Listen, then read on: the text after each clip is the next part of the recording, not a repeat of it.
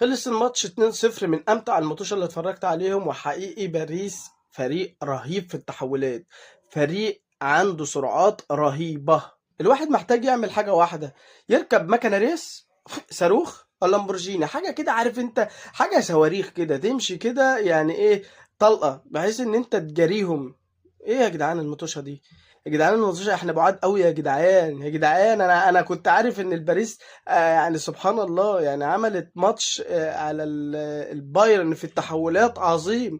انما البايرن ماسك كوره، مستحوذ، عامل كل حاجه، تكتيكه عالي، بس ما فيش فينشر، ما فيش اصلا حد يسند كين قدام. عنده جناحين يعني مع احترامي يعني بيفكرني بحسين الشحات وطاهر محمد طاهر، فاهم انت؟ اللي هم ما بيدوش اي حلول للمهاجمين، ما بيعرضوش حتى، ما فيش الا كومان في الشوط الاول كان عامل ماتش خرافي.